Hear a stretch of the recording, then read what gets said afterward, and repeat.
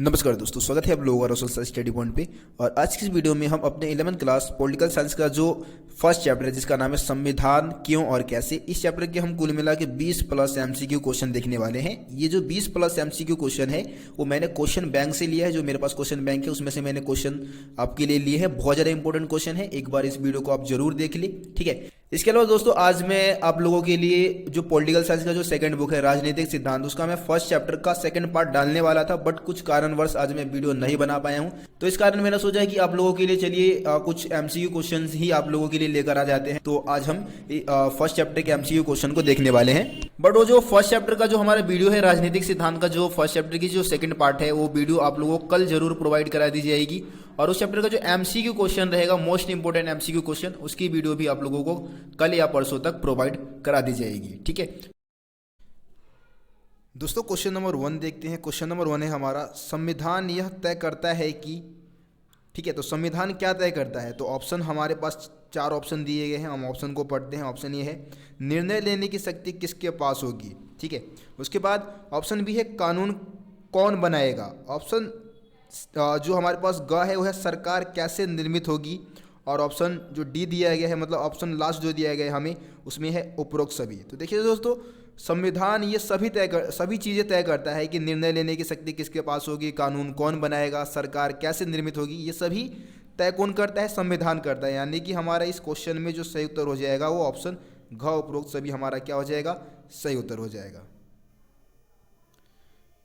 उसके बाद question number 2 देखते हैं हम। हमारे पास जो क्वेश्चन नंबर 2 है वो है, संविधान द्वारा कानूनों की तय की गई सीमाओं का सरकार, ठीक है।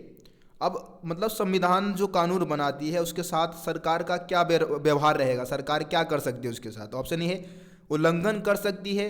ऑप्शन बी है हमारे पास, उल्लंघन नहीं कर सकती। और ऑप्शन तीसरा जो दिया गया है वो है, उल्लंघन कर भी सकती है और नहीं भी। और ऑप्शन जो लास्ट दिया गया है वो है, उपरोक्त में से कोई नहीं। तो देखिए दोस्तों, जो संविधान में जो भी कानून बना है उसका सरकार उल्लंघन नहीं कर सकती है, ठीक है। यहाँ पे हमारा सही उत्तर क्या हो जाएगा? ऑप्शन घ हमारा क्या हो जाएगा? सही उत्तर हो जाएगा। दोस्तों क्वेश्चन नंबर 3 देखते हैं। क्वेश्चन नंबर 3 है, संविधान सरकार की शक्तियों को क्या करती है? भाई संविधान सरकार की शक्तियों के साथ क्या व्यवहार कर सकती है? तो सीमित करती है, सीमित नहीं करती है, उपरोक्त दोनों, या फिर ऑप्शन लास्ट जो दिया गया है उपरोक्त में से कोई नहीं। तो संविधान सरकार की शक्तियों को क्या करती है? सीमित करती है। यानी कि ऑप्शन का हमारा क्या हो जाएगा? यहाँ पे सही उत्तर हो जाएगा। उसके बाद क्वेश्चन नंबर देखते हैं हम 4। क्वेश्चन नंबर 4 है, नस्लीय भेदभाव के पुराने इतिहास का उदाहरण है। जो नस्लीय भेदभाव, नस्ल के आधार पर जो भेदभाव होता है उसका सबसे पुराना उदाहरण क्या है? तो भारत, दक्षिण अफ्रीका, ब्रिटेन या फिर रूस। वैसे इसका जो सही उत्तर हो जाएगा हमारा ऑप्शन खा, दक्षिण अफ्रीका में सबसे ज़्यादा नस्लीय भेदभाव होता था। आप लोगों को पता होगा दक्षिण अफ्रीका का इतिहास आप लोगों ने अगर पढ़ा होगा तो दक्षिण अफ्रीका में सबसे ज़्यादा नस्लीय भेदभाव का मतलब इतिहास रहा है। उसके बाद हम देखते हैं क्वेश्चन नंबर 5। क्वेश्चन नंबर 5 है हमारे पास, निम्न में से कौन सरकार को ऐसी शक्तियाँ देता है जिससे वह समाज की सामूहिक भलाई के लिए काम कर सके? तो भाई ये पावर सरकार को कौन देती है? संविधान देती है। देखते कौन सा ऑप्शन है संविधान? क ख नहीं है, ठीक है। उसके बाद जो हमारा ऑप्शन है ग, ठीक है। यहाँ पे संविधान जो है वो सरकार को इतनी मतलब पावर देती है कि वो लोगों के भलाई के लिए काम कर सके। ऑप्शन ग यहाँ पे सही उत्तर हो जाएगा। उसके बाद क्वेश्चन नंबर 6 देखते हैं। क्वेश्चन नंबर 6 है, किसी समाज की बुनियादी पहचान होता है, ठीक है। तो किसी समाज की जो बुनियादी पहचान है वो क्या है, आपको यहाँ पे ये बताना है। तो कमेंट में जल्दी से इसका आंसर बताइए, ठीक है। 10 सेकंड का समय देता हूँ आप लोगों को, जल्दी से इस क्वेश्चन का आंसर आप लोग मेरे को बताइए।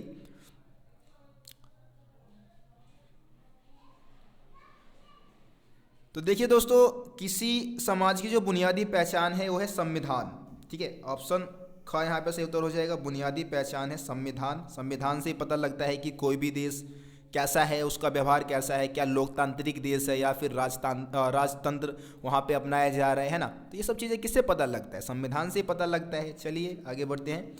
क्वेश्चन नंबर 7 रहेगा हमारा। क्वेश्चन नंबर 7 है, राष्ट्रीय पहचान की अवधारणा सभी संविधानों में एक जैसी होती है। ऑप्शन बी है, सभी संविधानों में अलग अलग ढंग की होती है। ऑप्शन सी है, अलग अलग संविधानों में एक जैसी होती है। या फिर ऑप्शन डी है, अलग अलग संविधानों में अलग अलग होती है। देखिए दोस्तों, राष्ट्रीय पहचान की जो अवधारणा है वो अलग अलग संविधानों में अलग अलग ढंग की होती है, ठीक है। यानी कि ऑप्शन घ हमारे यहाँ पे क्या हो जाएगा, सही उत्तर हो जाएगा।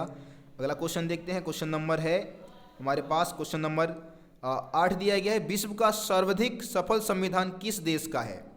Option A Bharat, option B दक्षिण अफ्रीका, ऑप्शन सी है हमारे पास अमेरिका, या फिर ऑप्शन डी उपरोक्त तीनों देशों का। गाइस जल्दी से इस क्वेश्चन का आंसर कमेंट में मेरे को सेंड कीजिए। 10 सेकंड का समय है आप लोगों के पास, इसका आंसर भी सेंड करना है आपको, जल्दी कीजिए।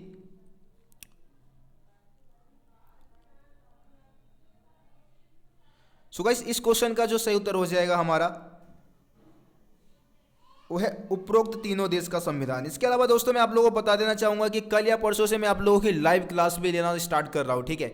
अभी वैसे लाइव क्लास का परमिशन मेरे को मिला नहीं था, बट अब लाइव क्लास भी मैं आप लोगों का लेना शुरू कर दूंगा। तो आप लोग लाइव क्लास के लिए भी तैयार रहिए, बहुत मजा आने वाला है आप लोगों को इस चैनल पे स्टडी करने में, ठीक है। तो लाइव क्लास में भी हम क्या करेंगे, पॉलिटिकल साइंस के जो भी एमसीक्यू है, एमसीक्यू जो क्वेश्चन बैंक है मेरे पास, ठीक है, उस क्वेश्चन बैंक से हम जितने भी एमसीक्यू है उसको हम सॉल्व करेंगे। इसके अलावा बाहर से भी मैं और भी क्वेश्चन बनाने की कोशिश करूंगा, जिससे कि आप लोगों की स्टडी और ज़्यादा बेहतर हो सके। तो आगे बढ़ते हैं हम, क्वेश्चन नंबर 9 देखते हैं। क्वेश्चन नंबर 9 है, भारतीय संविधान एक संविधान सभा ने कब बनाया? ठीक है, भारतीय संविधान को एक संविधान सभा ने कब बनाया? ऑप्शन ए है दिसंबर 1946 से नवंबर 1949 के मध्य है, ऑप्शन बी है दिसंबर 1946 से दिसंबर 1949 के मध्य, ऑप्शन सी है नवंबर 1946 से दिसंबर 1949 के मध्य, या फिर ऑप्शन डी है दिसंबर 1946 से दिसंबर 1949 के मध्य।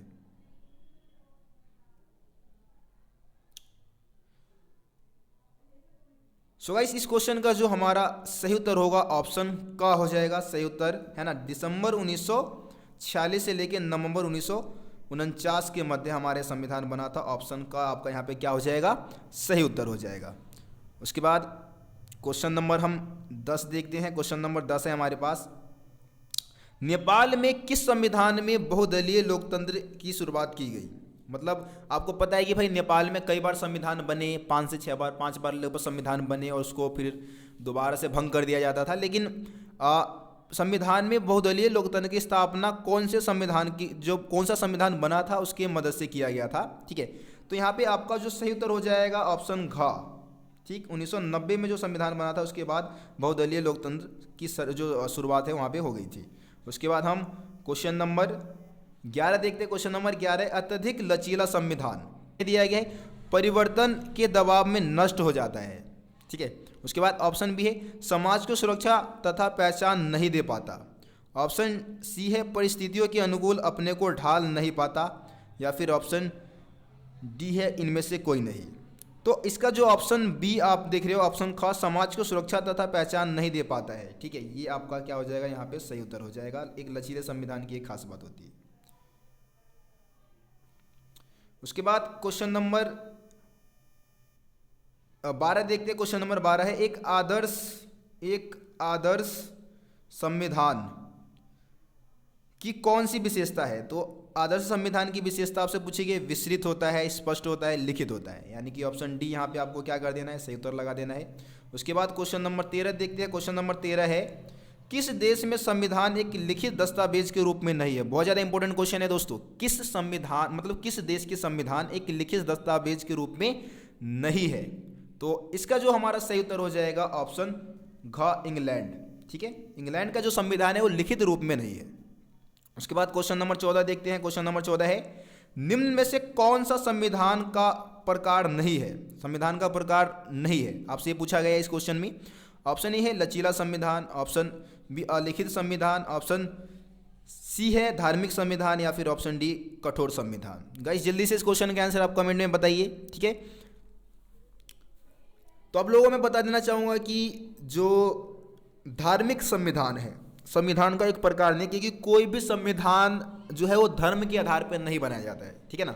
कठोर हो सकता है, अलिखित हो सकता है, लचीला भी हो सकता है, लेकिन धार्मिक संविधान नहीं हो सकता। ऑप्शन सी यहाँ पे सही उत्तर हो जाएगा आपका। क्वेश्चन नंबर 15 देखते हैं। क्वेश्चन नंबर 15 है, कठोर संविधान का गुण है, गुण मतलब एक तरीके से विशेषता है, समय के अनुसार परिवर्तन नहीं किया जा सकता, ऑप्शन बी है निश्चित तथा स्पष्ट होता है। ऑप्शन सी देश के विकास में बाधक है। ऑप्शन घ है क्रांति की संभावना होती है। ठीक है, तो यहाँ पे निश्चित तथा स्पष्ट होता है ना, जो कठोर संविधान है वो क्या होता है, निश्चित है, निश्चित तथा स्पष्ट होता है वो, यानी कि ऑप्शन ख यहाँ पे हमारा क्या हो जाएगा, सही उत्तर हो जाएगा।